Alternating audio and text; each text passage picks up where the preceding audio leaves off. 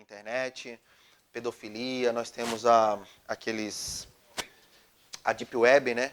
Temos a Deep Web também, que são as camadas da internet em que se concentram vídeos de pedofilia e essas coisas, tá? Fake news também é outra coisa, né? Bem lembrado aí por vocês, fake news. Democratização da informação. Como eu sempre falo, a internet ela é recente no Brasil. Muito recente. E recente também a nível de mundo, tá? Eu, por exemplo, há 20 anos, exatamente há 20 anos, final dos anos 90, eu fazia 8ª série, que hoje é o 9º ano. Eu fazia 8ª série, há 20 anos. A internet estava começando a dar os primeiros passos no país. Computador, quase ninguém tinha, era coisa de rico, né?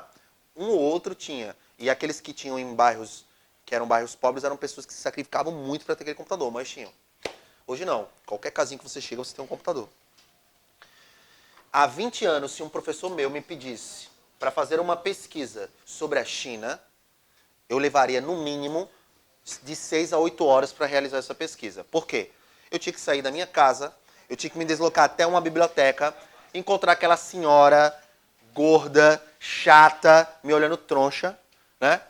Porque eu ia pegar lá o livro e eu não podia tirar xerox, eu tinha que anotar, eu tinha que me dirigir até a biblioteca, voltava para casa com todo aquele material anotado sobre a China, escrevia no papel, né, numa folhinha bem bonitinho, desenhava a capa, trabalho de geografia, pintava, né, para ganhar mais uma médiazinha com o professor, tem isso, né? Pintava e entregava ao professor. Ou seja, de 7 a 8 horas. Eu hoje, como professor, se eu chegar em sala e falar assim, faça uma pesquisa sobre a China, quando eu fizer China, o aluno já vai me entregar no celular. Ele já vai dizer aqui, professor, China. Na hora. Se você faz uma pesquisa hoje sobre a China, mesmo se você escrever lá assim, China, no Google, o Google vai dizer assim para você, você quis dizer China com CH, para não te chamar, é a forma educada que o Google te chama de burro. Né? É a forma educada que ele diz, é o burro, é com CH. E ele ainda diz assim, foram encontradas aproximadamente não sei quantos bilhões de páginas sobre o assunto China. E ele ainda diz mais, sua pesquisa foi realizada em 0,25 segundos. Tamanha rapidez de informação. Mas, pô, eu quero informação mais precisa. Eu posso entrar no site do governo chinês e posso conversar com um chinês direto sobre a China. Então, isso é o quê? Democratização da informação. Pessoal, a Primavera Árabe, lá em 2011, no Oriente Médio, nos países árabes do norte da África, uma série de revoluções, ela nasceu na internet, nas redes sociais. Foi através da internet que as pessoas se mobilizaram. Beleza até aí? Eu vou fazer um intervalozinho e na volta a gente continua com as desvantagens da globalização. Falou? Vamos lá, pessoal. Voltando aí no intervalo, continuando com globalização, tá? Falando aí das desvantagens da globalização. Então, as desvantagens da globalização. Uma delas, ela amplia as desigualdades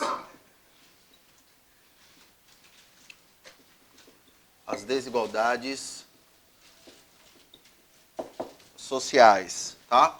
Amplia as desigualdades sociais. O que gera essa ampliação das desigualdades sociais da globalização? Uma das coisas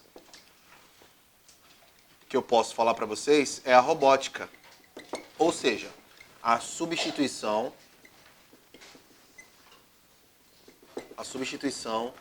da mão de obra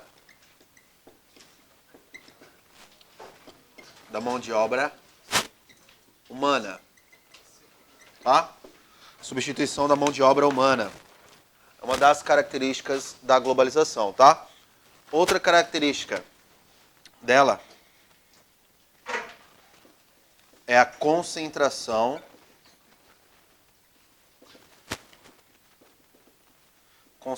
de renda nas mãos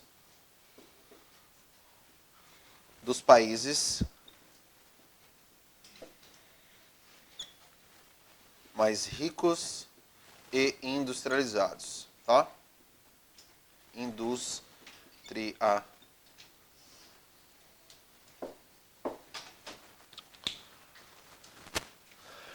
concentração da renda nas mãos dos países mais ricos e industrializados. Outra característica negativa da globalização. Então nós temos hoje um pequeno grupo de países que detém boa parte da riqueza mundial. Estados Unidos, Alemanha, França, Itália, um pequeno grupo. Enquanto a maior parte dos países, por exemplo, a maior parte dos países africanos não tem nem sequer 1% da riqueza que esses países detêm sozinhos, tá? Outra característica da globalização.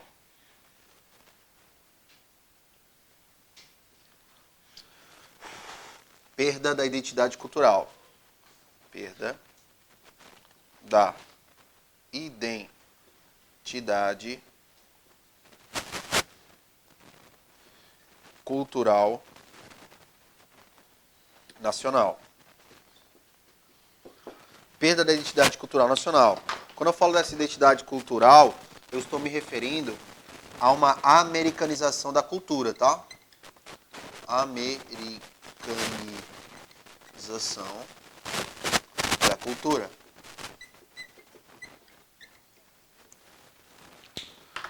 A uma americanização da cultura. Ou seja, o padrão de vida norte-americano, a ciência, a música, etc., tá?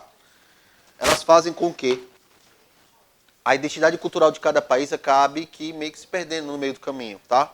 A globalização, ela engole parte dessa cultura. Muitas culturas regionais, certos folclores que nós temos aqui, danças, etc., etc., vão perdendo espaço para músicas, para o cinema e para culturas de outros países que não tem nada a ver com a nossa. É outra característica marcante da globalização. Beleza? Bom, então, algumas dessas características das desvantagens da globalização, tá? Essa perda da identidade cultural também é marcante no processo de globalização. Eu vou falar aqui sobre características gerais, antes que eu esqueça. Vamos falar aqui sobre características gerais da globalização.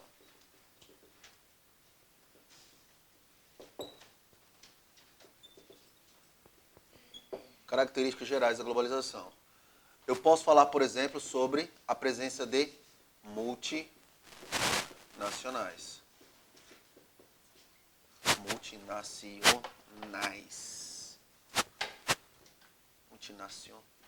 agora. Tá? É uma característica muito forte do processo de globalização. Como assim multinacionais? Eu estou falando de marcas globais. Tá? Exemplo. Nike, né? Coca-Cola. McDonald's. Adidas, Puma, etc, etc, etc. Tá? Pessoal, hoje as marcas, elas têm uma característica global. O que são multinacionais? São empresas que se espalham por outras regiões do planeta. Hoje nós temos multinacionais principalmente localizadas no Sudeste Asiático,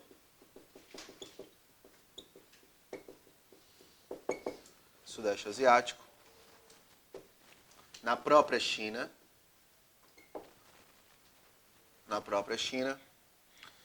e na África.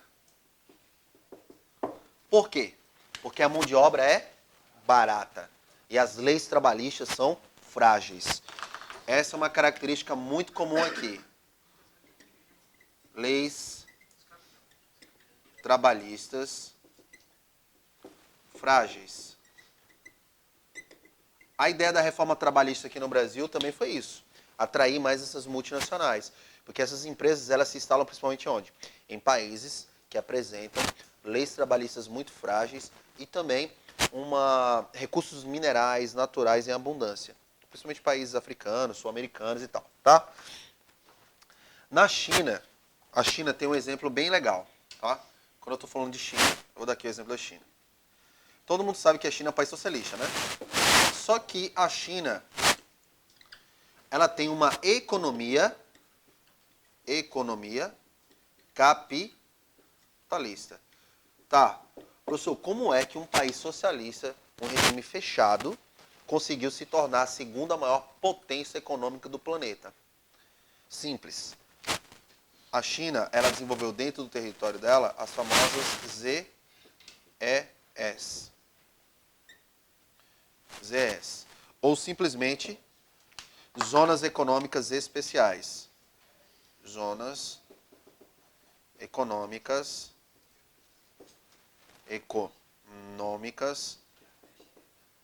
Especiais. Um exemplo que eu posso dar de zona econômica especial é a zona econômica especial de Xangai, na China. Uma das cidades mais importantes dentro do território chinês. Não é à toa que o celular iPhone ele é produzido no território chinês.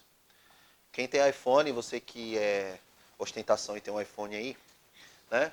Você que tem um iPhone, se você olhar atrás dele, vai estar escrito em inglês. Provavelmente vai estar, se você estiver enganado. Vai estar escrito assim: desenvolvido pela Apple na Califórnia, montado na China. Isso está escrito em inglês, tá? Está escrito isso aí no seu? Desenvolvido pela Apple na Califórnia, mas está em inglês, né?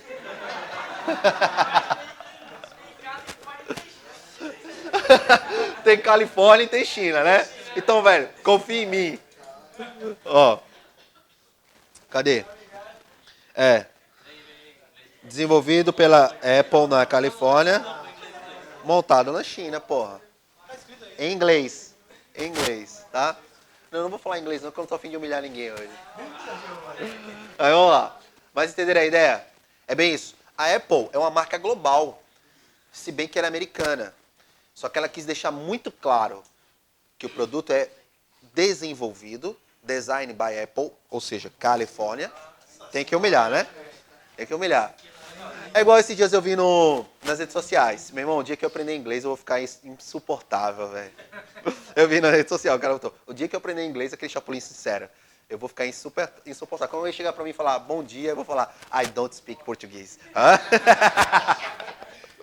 Insuportável, né? Vamos lá. Então veja, a Apple ela quer deixar muito claro que ela poderia colocar no celular Apple Made in China ou Made in China, né? Vamos falar certo. Ela poderia colocar assim, mas o que ela faz? Ela diz: olha, nós fabricamos, nós apenas mandamos para os chinesinhos lá só para montar, mais nada. Essa é a ideia. E por que mandaram um produto para o outro lado do planeta? Porque torna o produto mais barato. Mais barato. Sai muito mais barato produzir do outro lado do mundo do que produzir dentro dos Estados Unidos, porque as leis trabalhistas vão ser mais fortes, e sem falar que a mão de obra é muito mais cara. Beleza?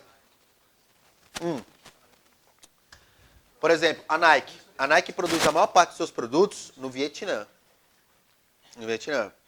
Mizuno. Se você pega um tênis Mizuno, provavelmente vai estar escrito nele Made in Indonésia.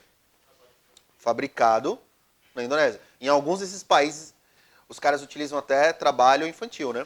Crianças e tudo mais. Beleza? Beleza até aí? Vamos lá.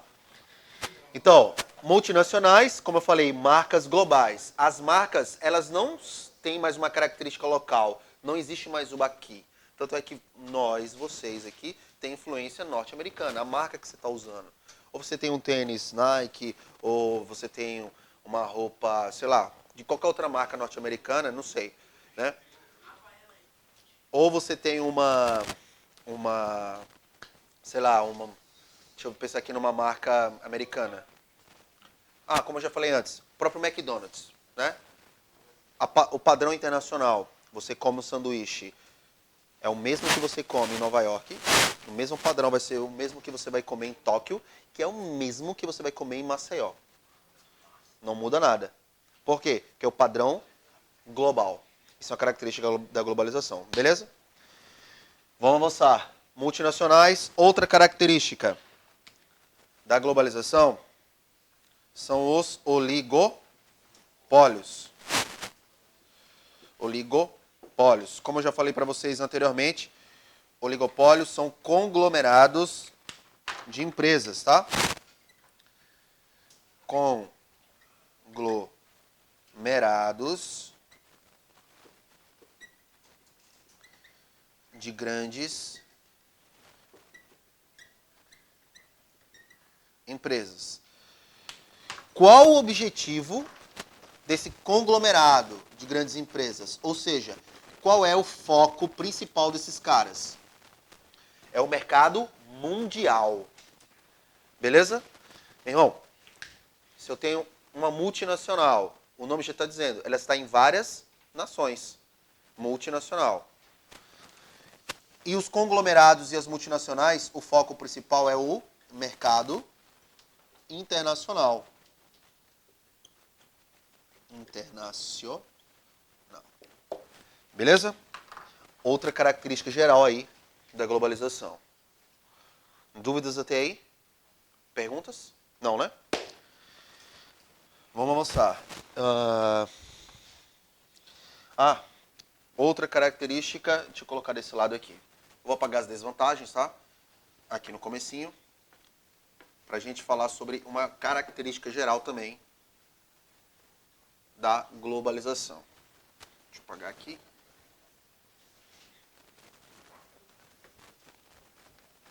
Vamos lá. Pessoal, característica atual, marcante, tá? É o mercado de capitais. As indústrias, tudo isso é importante. Mas se eu estou falando de mercado de capitais, eu estou falando das bolsas. As bolsas de valores. Exemplo dessas bolsas de valores. Eu estou falando, sei lá, vou colocar aqui algumas. A Nasdaq, localizada em Nova York. A própria bolsa de Nova York. A bolsa de Tóquio. Vou escrever direitinho, né? Porque ficou feinho aqui. Oi? Mas eu vou botar a Bovespa, né? A Bovespa, que é de São Paulo. Bovespa de São Paulo, que também é uma das bolsas de valores mais importantes do mundo. E qual é a principal relação dessas bolsas aqui? É que todas elas estão interligadas. Elas estão interligadas. No caso de uma crise econômica a nível de mundo, isso prejudicaria todas as bolsas de valores. Há alguns anos nós tivemos uma crise nas bolsas do Sudeste Asiático, nos tigres asiáticos. Isso gerou uma reação em cadeia nas bolsas de valores ao redor do mundo. Por exemplo, se a gente tem uma crise na bolsa de Nova York, as outras bolsas elas vão sofrer também. Beleza até aí? Dúvidas ou perguntas? Não, né? Então, atualmente o principal investimento é no mercado de capitais. Então, se você quiser comprar papéis eu digo assim, ações, né? Você quer comprar ações da Petrobras, você pode. Se você quiser ser vamos dizer, uma espécie de sócio, vamos falar assim, um sócio da Petrobras, você pode comprar ações da Petrobras? Pode. Do Itaú, você também pode comprar, né? Ou de outras e outras marcas que nós temos aqui. O Brasil tem uma característica especial em relação às multinacionais. As maiores marcas que nós temos no Brasil, as maiores multinacionais, mais de 80% delas aí são estrangeiras. É esmagadora. Esmagadora maioria das multinacionais. Nós temos poucas multinacionais aqui de renome que são brasileiras. Uma delas é a Embraer. A Embraer. A Embraer é a terceira maior fabricante de aeronaves de aviões comerciais do mundo.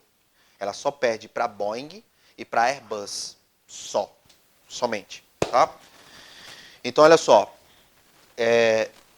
Mas hoje, como eu posso falar para vocês, dessas multinacionais automobilísticas, nós não temos nenhuma brasileira praticamente, né?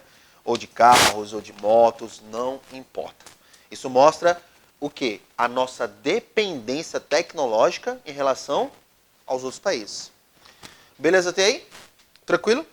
Então vamos fazer o seguinte, vamos resolver umas questõezinhas aí, CESP, pra gente brincar? Pode ser? Pega o material de vocês aí. E aí, pessoal, vamos lá nas questões? Então, primeira questão de vocês aí, tá? Vamos lá. Bom, pessoal, voltando aí com as questões. Primeira questão de globalização, falou? Primeira questão. Nós temos aí o comando da questão. Você que está assistindo no YouTube, pega o link, beleza? O link está embaixo das questões para seguir, para não ficar voando aí. Vamos lá. Tem essa introdução aí da banca CESP, normalmente eu nunca leio esse blá blá blá não, eu vou direto pro comando da questão. Para quê? Para ganhar tempo. Vamos lá direto no comando. Mundialização do capital ou globalização refletem a capacidade estratégica de grandes grupos oligopolistas voltados para a produção industrial ou para as principais atividades e serviços em adotar, por conta própria, enfoque e conduta globais. E aí? Certo, galera, veja só. Se eu tenho aqui multinacionais ou oligopólios, ele fala o seguinte, ele diz o seguinte lá na questão, voltados para a produção industrial ou para as principais atividades e serviços. Nós temos grandes empresas que prestam serviço em escala mundial, sim. Eu posso dar como exemplo a Emirates, de avião. Os caras viajam o mundo inteiro prestando o quê? Serviço, né? Serviço de transporte. Ou atividade industrial, como é o caso da própria Apple que eu falei aqui. Qual é o foco da Apple? O foco da Apple é ser uma marca gigante e aquecer a economia americana? Não. O foco da Apple é o mercado mundial, mercado internacional, ou seja, o enfoque global. E veja só uma coisa. A forma que a Apple adota para atingir o mercado mundial é obrigatoriamente a mesma forma que o McDonald's vai utilizar? Sim ou não?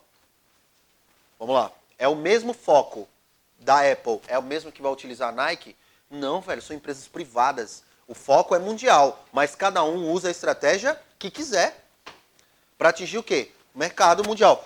Ou ele faz oligopólio, ou se junta com outra empresa, ou não se junta com nenhuma, ou cria uma super promoção em escala global. Isso vai de empresa para empresa. Beleza até aí? Então, questãozinha certa aí, tá? Vamos para a questão de número 2. Vamos lá. A questão número 2 diz assim. A informação proveniente de satélites encontra-se entre as grandes responsáveis pelo desenvolvimento do turismo do mundo globalizado. E aí? Vou ler de novo. A informação proveniente de satélites encontra-se entre grandes responsáveis pelo desenvolvimento do turismo no mundo. Alguém aqui nunca, antes de viajar, deu uma olhadinha no Google Maps para ver como é o lugar que você vai ficar? Já.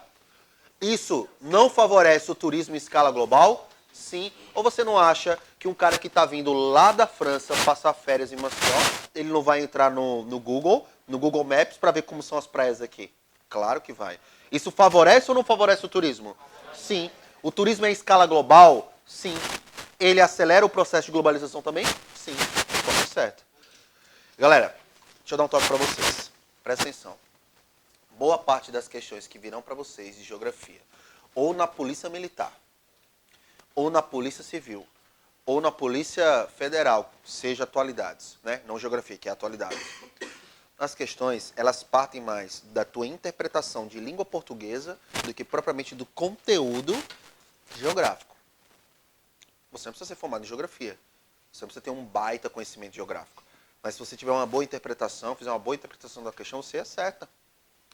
Você para pensar assim, pô, eu vou viajar, eu posso me utilizar de imagens de satélites para saber onde é que eu vou ficar? Claro. Eu tive essa experiência em 2016, quando eu fui fazer Polícia Civil do Pará. O que foi que eu fiz? Eu percebi que o local de prova era próximo do hotel. Aí eu fui lá no Google Maps, vi via satélite, e ainda você tem a opção de colocar a imagem da rua, como se você estivesse na própria rua. E eu fiz todo o trajeto, que era um trajeto curto andando, tipo de 500 metros, eu fiz o trajeto até a faculdade, onde eu faria a prova. E o que isso me ajudou? Demais. A tecnologia me ajudou.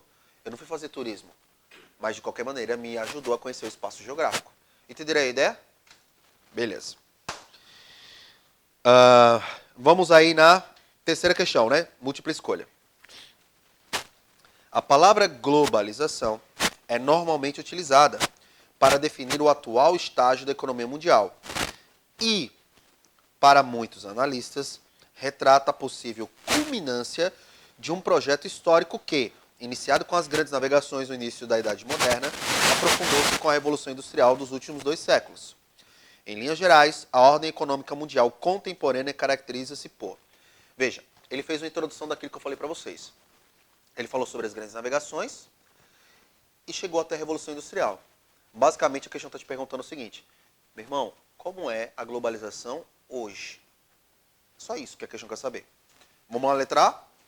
A letra A diz assim: ações do crime organizado em escala global, que dificultam a livre circulação de capitais, fato que prejudica o funcionamento das bolsas de valores? Como assim? O que é que tem a ver isso? Porra nenhuma. Até porque o crime organizado, ele se utiliza até da própria economia globalizada, até para lavagem de dinheiro. Os caras lavam dinheiro com tudo. Os caras, bitcoins, né? Os caras lavam dinheiro com bitcoins, lavam dinheiro até muitas vezes com o próprio turismo. O dinheiro do tráfico lava com esporte, com um monte de coisa. Ou seja, ele vai acabar meio que se integrando aí na economia mundial. O crime organizado não vai dificultar em nada isso aí. Uma coisa não tem nada a ver com a outra. Beleza? B de bola.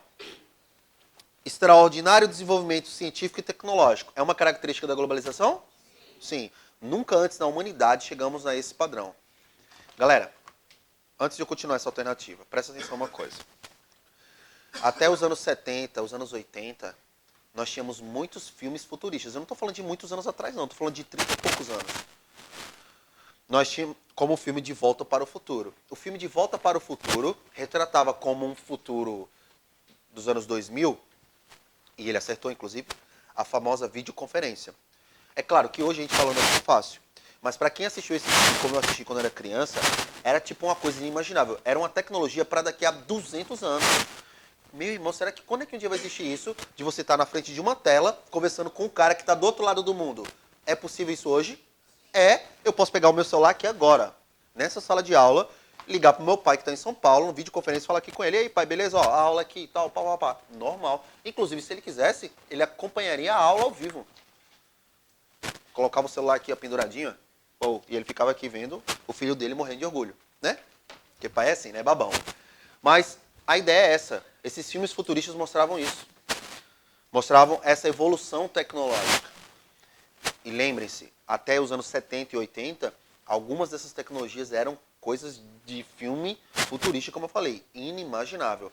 Por isso que a globalização gerou esse desenvolvimento técnico, científico, nunca antes visto na história. Tá? Avançando. Na mesma alternativa, B, né? Depois a vírgula. Que amplia consideravelmente a capacidade de produção econômica e estimula a expansão do mercado consumidor. E aí? Não é essa a ideia? É essa a resposta? É. Veja, qual é o bicho aqui que tem para responder uma questão dessa? Nada. Vamos na C. O acirramento do protecionismo econômico, praticado pelos países ricos, que inibe as trocas e impede que os países pobres participem do comércio mundial.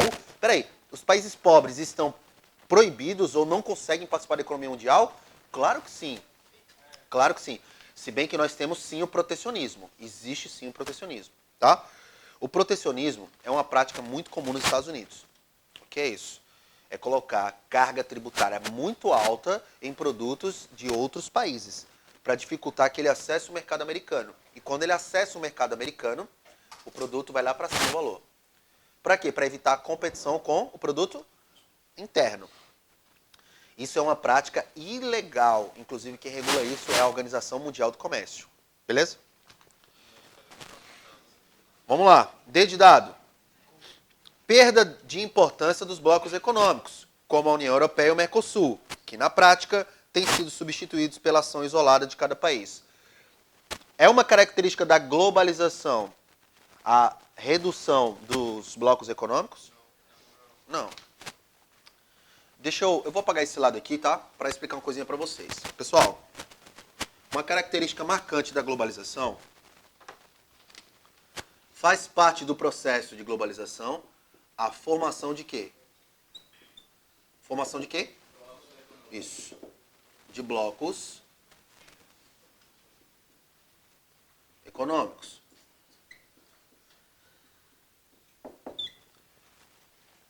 Dentre esses blocos econômicos, eu posso citar a União Europeia. Né? Eu posso citar o próprio Mercosul, como a questão já disse aí pra gente. O Mercosul. Eu posso citar o NAFTA, Acordo de Livre Comércio da América do Norte. E mais recentemente, outro bloco econômico muito importante, um dos maiores do planeta, o Transpacífico. Pessoal, olha só, teve gente que falou nesse nome que eu ouvi aí. Quem está em casa vendo pelo YouTube não vai ouvir porque o microfone não capta. Teve gente que falou isso aqui, ó. BRICS. Vamos lá. BRICS. A pergunta é bloco econômico os BRICS? Não. Pergunta de prova. Os BRICS formam um bloco econômico? A resposta é não. Não é um bloco. Eu vou até colocar aqui, ó. Não é bloco econômico. Os BRICS formam um grupo de países emergentes. Países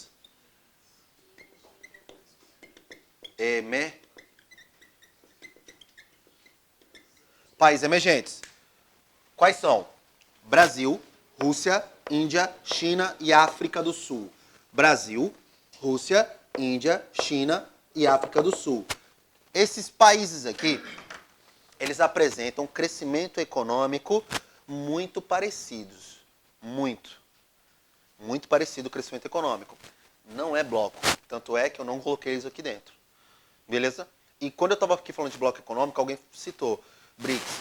Isso não é um erro absurdo, não. É comum. É muito comum, mais comum do que vocês imaginam. As pessoas acham que o BRICS forma um bloco econômico de tanto que se fala. Mas não é bloco. É um grupo. Beleza? Tranquilo até aí? Vamos lá. A União Europeia, Mercosul, NAFTA e o Transpacífico se falou bastante. A União Europeia, ano passado, o que mais se falou da União Europeia foi o quê? Saída do Reino Unido da União Europeia, o famoso Brexit, né?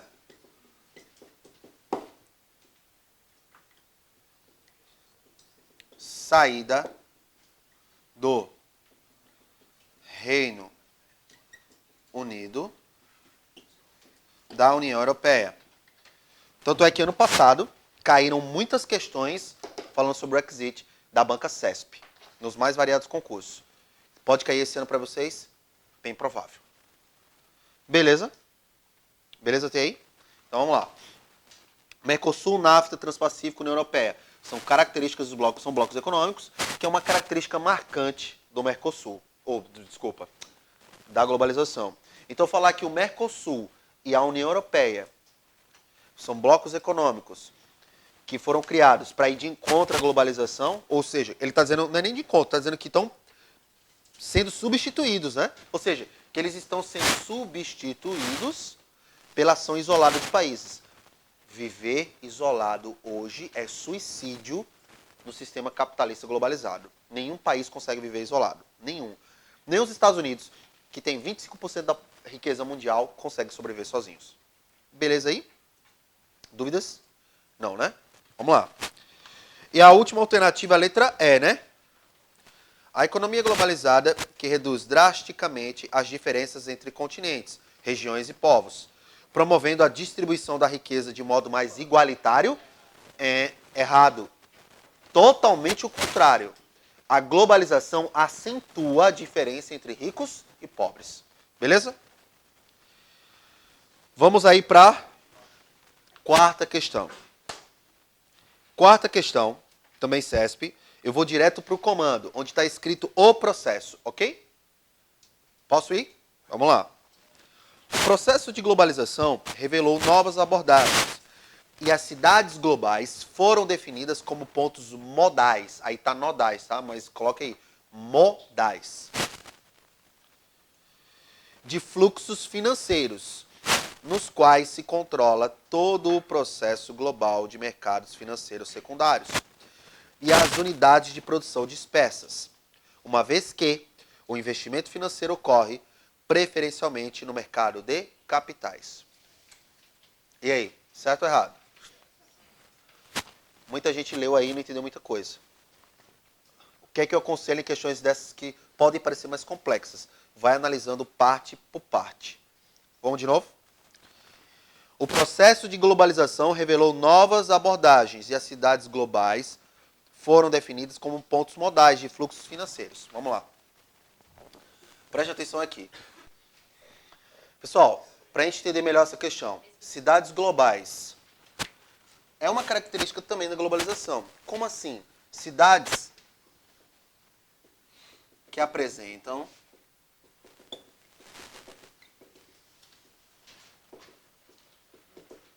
influência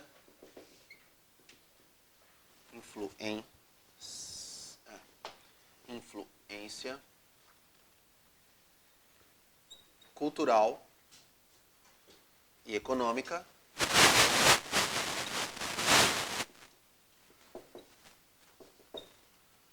em escala global. Em escala global. Então, que tipo de cidades eu estou me referindo? Que cidades eu estou me referindo? As grandes metrópoles, né?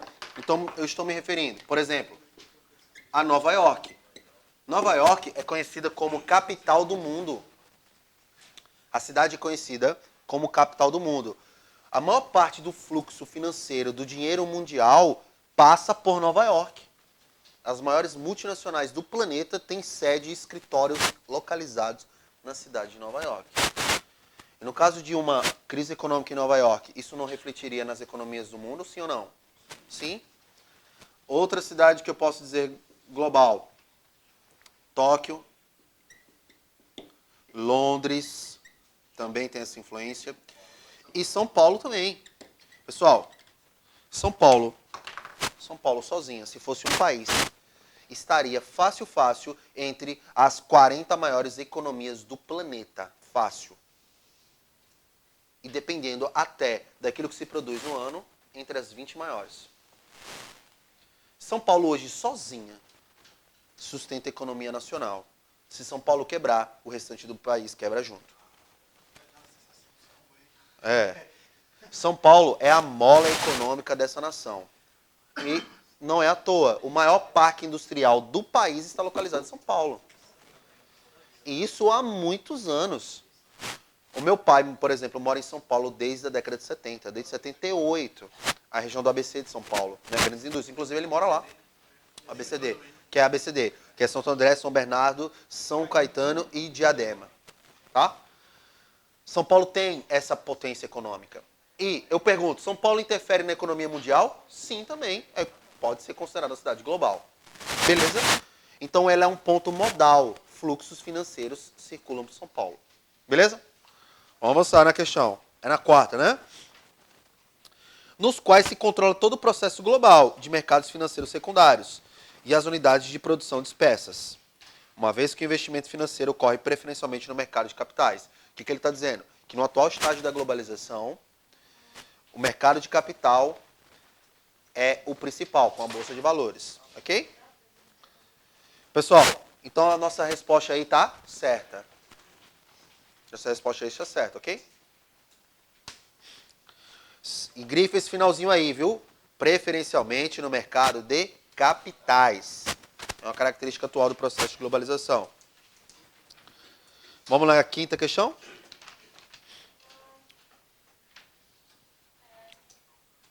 Vamos lá? Quinta questão. Direto no comando da questão sua aí, onde está escrito a globalização. Ok? A globalização tem favorecido a aproximação entre ricos e pobres, entre países desenvolvidos e subdesenvolvidos, entre países centrais e periféricos, eliminando, desde o início do processo, gradativamente, a disparidade socioeconômica entre as nações. Essa é a típica questão que, se você erra na prova, você tem que se matar 2 vezes. Né? A globalização, ela aproxima? Não. Ela afasta. Muito menos entre países ricos e países pobres. Ok? Então, questão erradíssima. Vamos para a próxima? É a questão 6. Uma forma de resistência ao avanço do processo de globalização, levada a efeito por vários países, é a criação de blocos econômicos regionais, cujo objetivo é evitar a expropriação do espaço nacional. Pessoal, antes de continuar a questão, faço só uma correçãozinha de português. Depois desse pronome aí, cujo, esse o aí, tá errado, tá? Tá errado isso aí. Faz um borrão nessa porra aí, tá errado, viu? Não existe cujo o não. Pelo amor de Deus, viu? Beleza? Apagou? Vamos lá. De novo. Uma forma de resistência ao avanço do processo de globalização, levado a efeito por vários países, é a criação de blocos econômicos regionais, cujo objetivo é evitar a expropriação do espaço nacional. Certo ou errado? Por quê? E a criação de um bloco econômico resiste ao avanço da globalização. Isso. Vamos lá. A questão tá errada, calma. Porque tem gente que já olha a questão CESP, né?